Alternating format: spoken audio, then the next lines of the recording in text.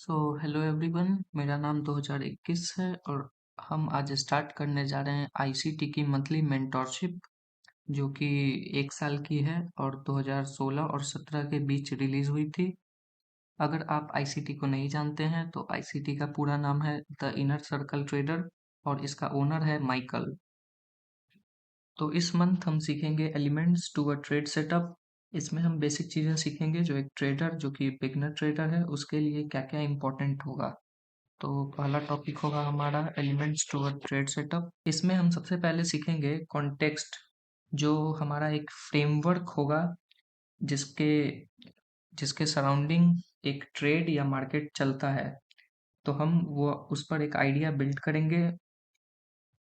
बस ये नहीं कि इंडिकेटर ने बाई या सेल कहा तो हम बाई कर लिए, और अगर सपोर्ट रेजिस्टेंस ने बाई या सेल कहा तो फिर से बाई या सेल कर लिए, ऐसा नहीं। हम एक वैलिड रीजन ढूंढेंगे जिसके कारण मार्केट क्यों ऊपर जा रहा है या नीचे जा रहा है। पहले हम जनरल टर्म्स देखेंगे और फिर हम देखेंगे कि उस कंडीशन में आईसीटी के किस टूल का यूज होगा, जिसे हम बोलेंगे reference point in institutional order flow. तो पहले हम जनरल टर्म्स देखेंगे और फिर हम देखेंगे कि उस कंडीशन में आईसीटी का किस टूल का यूज करेंगे। तो पहला होगा हमारा एक्सपेंशन। हम आगे बात करेंगे एक्सपेंशन के बारे में और देखेंगे कि क्या चाहिए एक्सपेंशन के टाइम। फिर अगला हमारा आता है रिट्रेसमेंट, जिसे पुल बैक भी कहा जाता है। और रिट्रेसमेंट में देखेंगे कि हम किस टूल का यूज़ करके एक ट्रेड प्लान कर सकते हैं। उसके बाद तीसरा आता है हमारा रिवर्सल, और फिर उसके बाद लास्ट में आता है कंसोलिडेशन। कंसोलिडेशन ज़्यादातर लोग समझते हैं कि मार्केट एक रेंज में है, ट्रेडिंग रेंज को ही कंसोलिडेशन कहा जाता है। पर इंस्टीट्यूशनल पॉइंट से उसका एक और भी मीनिंग है जो हम आगे बात करेंगे। तो ये चारों स्पेसिफिक जो चीज़ें एक्सपेंशन, रिट्रेसमेंट, रिवर्सल और कंसोलिडेशन, ये हमें एक कॉन्टेक्स्ट देते हैं मार्केट प्लेस में जहां हम ट्रेड करने वाले हैं। पूरे टाइम मार्केट में सिर्फ यही चार चीज़ें होती रहती हैं जो जो हम आगे जाकर देखेंगे। इसके अलावा और कुछ नहीं होता है।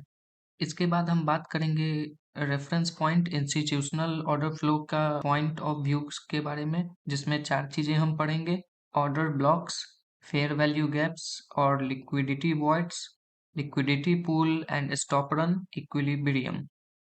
तो यहाँ हमारे पास है मार्केट इफिशियंसी पैराडाइम, जिसे हम एक फ्लो चार्ट भी कह सकते हैं, जो हमें बताता है कि कैसे स्मार्ट मनी प्राइस को मैनिपुलेट करते हैं जनरल ट्रेडर्स के लिए, जो यहाँ पर स्पेकुलेटिव अनफोल्ड मनी है, जिसमें कि हम लोग आते हैं। ये जैसे यहाँ स्पेकुलेटिव अनफोल्ड मनी है, ये हम लोग हुए, और ये स्मार्ट मनी है। अब हम आगे देखेंगे the interbank price delivery algorithm. इसे हम एल्गो कह सकते हैं या बेसिकली ये एआई हुआ। 90% स्मार्ट मनी जो होते हैं वो कंट्रोल होते हैं एल्गो से। ये सब कंप्यूटर बेस्ड है। तो जब मार्केट रन करता है तो हमें एक फिंगरप्रिंट देता है जिसे हम आईसीटी के टूल से समझ सकते हैं। तो अब हम इस फोटो से समझेंगे कि मार्केट कैसे मूव करता है। मार्केट स्टार्ट होता है एक कंसोलिडेशन से, फिर वो जाता है एक्सपेंशन की तरफ। एक्सपेंशन के बाद या तो मार्केट फिर से रिट्रेस होता है और या तो कंसोलिडेशन में चला जाता है। तो अगर रिट्रेसमेंट अपोजिट के तरफ हुआ तो हम उसे कहेंगे एक रिवर्सल बनाया, और फिर जब रिवर्सल हो जाता है तो फिर मार्केट चला जाता है एक कंसोलिडेशन में। फिर कंसोलिडेशन से फिर एक एक्सपेंशन की तरफ जाता है, और एक्सपेंशन दो तरह का हो सकता है, या तो फिर से एक रिवर्सल हो जाएगा और या तो ये रिट्रेसमेंट हो जाएगा फिर से। तो मार्केट ऐसे ही वर्क करता है। यूजुअली जो रिटेलर्स होते हैं वो कंसोलिडेशन को ज़्यादा ध्यान में नहीं रखते, मगर जो स्मार्ट मनी वाले ट्रेडर्स होते हैं वो कंसोलिडेशंस को ज़्यादा अच्छे से देखते हैं, क्योंकि यहीं पर प्राइस बिल्ड होता है। प्राइस बिल्ड होने का मतलब ये हुआ कि यहाँ पर बायर और सेलर अपने पोजीशन को बिल्ड कर रहे हैं, और जिस तरफ पोजीशन ज़्यादा बिल्ड होते हैं उस तरफ फिर मार्केट रैली करता है। अगर पोजीशन डाउन की तरफ बिल्ड हुआ ज़्यादा तो डाउन मूव आएगा, और अगर अप की तरफ हुआ तो अपवर्ड मूव आएगा मार्केट में। तो अब हम देखेंगे कि एक्सपेंशन क्या होता है। तो जब प्राइस क्विकली मूव करता है एक इक्विलिब्रियम से उसे हम कहते हैं एक्सपेंशन। अब इसका इम्पोर्टेंस क्या होता है? तो इसका इम्पोर्टेंस ये होता है कि जब एक्सपेंशन होता है तो ये हमें बताता है कि मार्केट मेकर्स का प्राइस का मॉडल। तो अगर एक्सपेंशन अगर अपवर्ड हो रहा है तो इससे हमें समझ में आएगा कि मार्केट मेकर हैं वो मार्केट को अप ले जाना चाहते हैं। वहाँ पर बिल्ड ऑर्डर जो बिल्ड हुए हैं वो ज़्यादा हुए हैं ऊपर की तरफ, इसलिए मार्केट ऊपर जा रहा है। तो अब हम यहाँ पर क्या ढूंढेंगे? तो हम क्या करते हैं, यूजुअली एक्सपेंशन को एंट्री के लिए ऑर्डर ब्लॉक ढूंढते हैं। तो अगर मार्केट अप की तरफ गया तो हम ढूंढेंगे बुलिश ऑर्डर ब्लॉक, और अगर डाउन की तरफ गया तो ढूंढेंगे बेयरिश ऑर्डर ब्लॉक। तो ऑर्डर ब्लॉक क्या होता है? तो जब मार्केट कंसोलिडेशन करते रहता है तो उस टाइम हमें हमारे पास एक इक्विलिब्रियम पॉइंट होता है 50% पॉइंट उस कंसोलिडेशन का। तो जब मार्केट अप जाता है तो वहां से जो कैंडल बनती है तो उसके पास, इक्विलिब्रियम के पास या फिर इक्विलिब्रियम के पॉइंट पर जो कैंडल बनता है उसे हम कहते हैं एक ऑर्डर ब्लॉक। तो हम उसे एक एग्जांपल से देखेंगे। तो इस चार्ट पर देखिए, यहाँ पर हाई और लो मार्केट बनाते आ रहा है, जैसे कि ये हाई, ये लो, ये हाई, ये लो। यहाँ पे देखिएगा तो मार्केट एक कंसोलिडेशन में आ चुका है यहाँ पर। और कंसोलिडेशन का जो 50% मार्क होता है जिसे हमने क्या कहा था, लिखा था इक्विलिब्रियम पॉइंट। और उसी इक्विलिब्रियम के पास एक, अगर मार्केट अप के तरफ जाता है तो बनता है बुलिश ऑर्डर ब्लॉक। तो यहाँ पे ये देखो, यहाँ पर एक बना है ऑर्डर ब्लॉक। इसके बारे में हम आगे जानेंगे कि ऑर्डर ब्लॉक क्या होता है और कैसे वर्क करता है। तो अब हम क्या करेंगे, इस ऑर्डर ब्लॉक को मार्क कर लेंगे और यहाँ पर देखेंगे कि मार्केट एक बार रिट्रेस हो तो एंट्री खोजेंगे।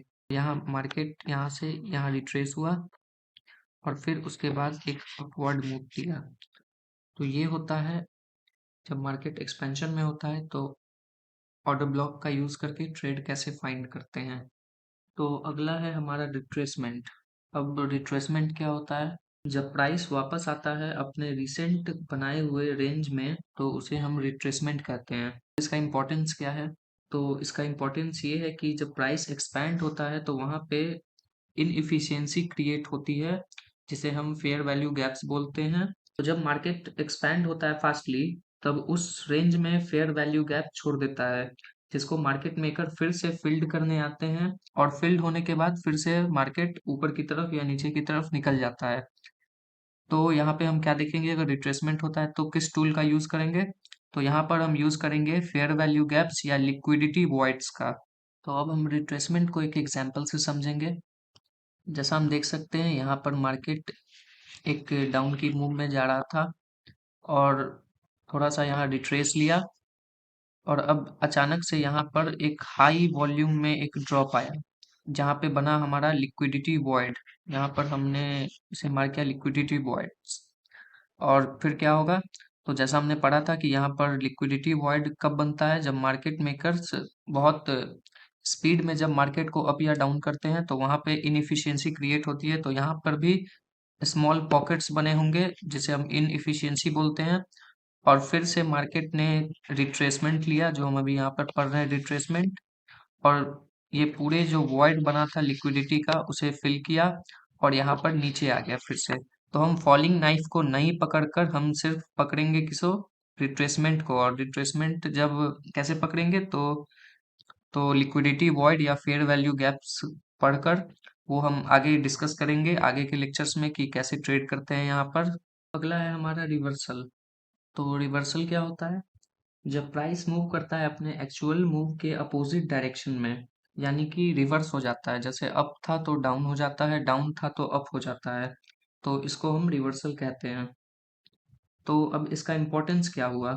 जब प्राइस मूव करता है रिवर्स में तो ये बताता है कि मार्केट मेकर्स एक अपने स्टॉप लेवल पर आ गए हैं। यानी स्टॉप लेवल का क्या मतलब हुआ कि अब अगर अप की तरफ जा रहा है तो बाई स्टॉप की तरफ आ गए हैं। और जब बाई स्टॉप हो जाती है तो वहां से अब प्राइस ज्यादा आगे नहीं बढ़ सकता। तो वो क्या करते हैं, अब अपने ऑर्डर्स को अनफोल्ड करते हैं डाउन की तरफ, जो कि फिर डायरेक्शन चेंज हो जाता है। यहाँ पर हम क्या देखेंगे, आईसीटी के किस टूल का उपयोग करेंगे? तो यहाँ पर हम अब आईसीटी के किस टूल का यूज करेंगे? तो हम यूज करेंगे लिक्विडिटी पूल्स, जो कि ओल्ड जो प्राइस था उसके हाई और लो के पास होता है। तो अब हम रिवर्सल को एक एग्जांपल से देखेंगे कि रिवर्सल क्या होता है। तो यहाँ जितने भी एक्स मार्क किए हुए हैं, जैसे यहाँ यहाँ पर और यहाँ पर, तो ये सारे हैं ओल्ड हाइज। जैसे कि यहाँ देखिए, ये एक ओल्ड हाई हुआ, यहाँ पर इसका ओल्ड हाई हुआ। इस पे मार्केट मेकर्स ट्रैप करते हैं बायर को, जो जो बायर्स मैक्सिमम रिटेलर्स यूज करते हैं यहाँ पर कि ब्रेकआउट हो गया तो ट्रेड ले लेंगे। लेकिन यहाँ पर ओल्ड हाइज को वो लिक्विडिटी पूल्स के रूप में यूज करते हैं। और जब यहाँ ऑर्डर बिल्ड्स हो जाते हैं अच्छे खासे ऊपर के लिए, तो वो क्या करते हैं, यहाँ पे बाई स्टॉप अपने ट्रिगर करते हैं और फिर मार्केट को डाउन ले आते हैं, जैसे कि यहाँ पे डाउन हो गया।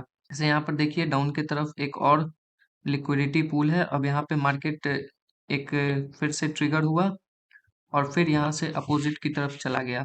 फिर जैसे यहाँ पर एक अप की तरफ बना, जिसको बाई स्टॉप कहेंगे, तो मार्केट फिर यहाँ पर ट्रिगर हुआ और लोगों के मार्केट ने बाई स्टॉप लिया और मार्केट मेकर्स ने फिर से मार्केट को नीचे ले आया।